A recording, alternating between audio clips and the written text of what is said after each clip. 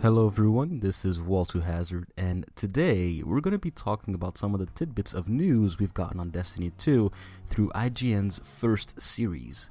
IGN is covering Destiny 2 for the whole month of July, and so far they've given us two insightful videos. The first one being on the farm, and the second one their vision for the game. But before I get started, I just want to say real quick that this is not a replacement for Weekend Recap. Of course, in the Weekend Recap series, I go over some Destiny news, but I do more than that, you know? I talk about the videos that I uploaded, the feedback and the reception, channel updates, and all that good stuff. And on top of that, the news that I cover on Weekend Recap is really explained in a very short and simple way. And for this video, I just want to really go into the depth and share my thoughts and all that stuff. So that's what we'll be doing, and I hope you guys will enjoy. Also, one more thing before I get started, this is the first time that I actually cover news like this, so if you guys have any pointers, that would be greatly appreciated. Anyway, in the first video, we are properly introduced to the forum, the new social space of Destiny 2. According to Ryan Ebinger, the narrative lead, this is kind of the spot where we plant our flag and start rebuilding and fighting back after we lost our homes to the Red Legion. So it's not just Guardians that chill there, it's fellow civilians and soldiers who are also stationed there as well, and they're all ready to fight back, as you'll see very soon in the video. The cool thing that Ryan mentions as well is that the farm is an evolving space with new characters coming and going. What that means, I mean, I don't know exactly, but I guess that we'd have like events like Iron Banner or Trials where certain NPCs would be present for a certain amount of time before the reset, just like in Destiny 1, but maybe they have done something completely different, but I don't know. But it's definitely interesting to hear that they actually emphasize on actually saying that, you know, the farm is an evolving space, so I guess we'll have to see more to see what they meant. The next stop is the Postmaster. We seem to have a new frame that's going to be archiving our loot earned in the wild, and it's none other than Darby 5530, who will be replacing Kadi 5530.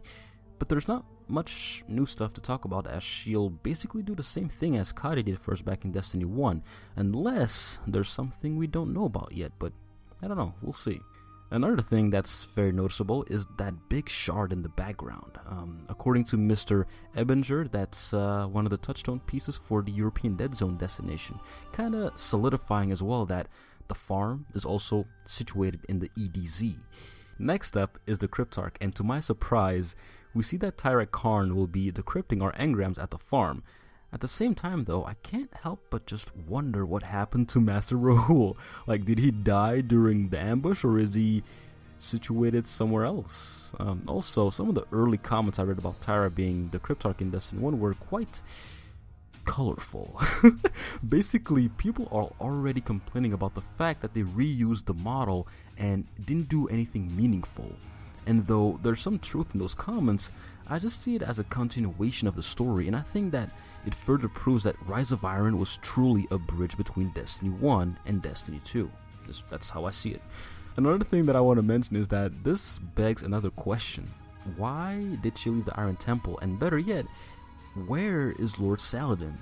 Could the Iron Temple also have been attacked? So I mean, I hope that some of these questions will get answers, but I don't know. Until then, we'll have to look at the hangar, which definitely has seen some better days. Here we can see humanity attempting to fix and rebuild ships and sparrows and other vehicles to make sure that the ones fighting can mobilize without having to worry about their vehicles malfunctioning.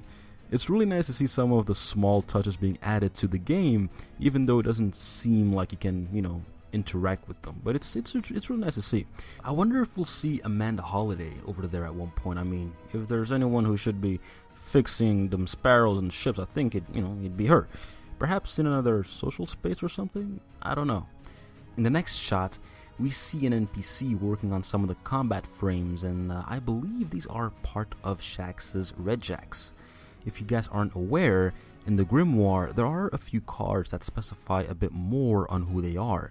Basically, they're a group made out of frames with the goal of finding and securing certain areas on planets to make sure that we Guardians can test out our mettle against other Guardians in the Crucible. That's pretty cool. That's a pretty cool job, I'd say. Ryan also mentions that we'll be seeing more about that story-wise in the shipping version of the game, so interesting stuff for sure. Also, please welcome our new Lord and Savior, Ralph the Chicken. For the last bit, they showed us the soccer field. This time around, you can actually play a proper game of soccer with 25 other people while you wait for your friends to get ready. Another very interesting thing Ryan mentioned at the end is that players will be able to acquire certain power-ups or skills within the social space that will make them run faster or perform in a way that they didn't before. It makes the place a lot more welcoming and revisitable instead of treating it like a space where you only go there because you have to, because the vault is there, you know. But that's all they really said on the first video. The second one that IGN put out, they interviewed both Luke Smith and Mark Noseworthy, and in that video they talked about how they're going to treat Destiny 2 going forward. They want Destiny 2 to be this game where you and your buddies get together every week to do these certain activities and missions. They want to make sure that players have a reason to come back to the game, and while that was already a thing with Destiny 1, like with Reset Day, Arms Day, Azure Day, and what have you, for Destiny 2, they're trying to make it more accessible and even more casual. The story, of course, is a big one, seeing as Destiny 1's story wasn't really all that well told. This time around, they're trying to make the characters you know from Destiny 1, like Zavala, Cayde, Ikora, and Shaxx, more relatable. We're also focusing on the Cabal, which from a narrative standpoint should make it so that the story itself is more pinpointed on one thing, which is fine in my opinion. I mean, so long as we just know what's going on, I'm good. One interesting thing I'm looking forward to is the whole locked loadout thing Luke mentioned in the interview. Certain activities will prevent players from making adjustments to their loadouts. In a way, I'm all for it since it kind of makes things fair, because you'd have moments in trials where people would just change everything in their loadout and then head back to battle. And while that might be okay to some, to me it's just not, I don't know, fair? But yeah, we'll have to see how that goes. Other than that though, they're putting a lot of emphasis on making the game more welcoming to new players, which is completely fine in my book. Also, today's Bungie Day. For me personally, it's kind of like Thanksgiving, but like with no food. Cringiness aside, I do want to take this moment to kind of say what I'm grateful for. Ever since I got Destiny, which was back in year 2, I was a solo player. And I never found interest in sharing my experiences with other people until I decided to just get on LFG. And since then, I've made so many good friends, people I still play with till this day, and some a bit less. But yeah, this game truly has something special, and I'm thankful for all the experiences I've shared with the friends that I've made. And I'm really looking forward to making new friends with the Destiny 2 beta as well. So good times are ahead, I know that. And with that, I'm going to cover up this video. Stay tuned this Sunday for a weekend recap with even more Destiny 2 news. If you guys enjoyed this video, consider giving it a like. If you guys didn't enjoy it, you can always give it a dislike. But in the meantime, guys, thank you so much for watching. I've been Walter Hazard. Have a fantastic Bungie day, and I'll see you guys on Sunday. Peace.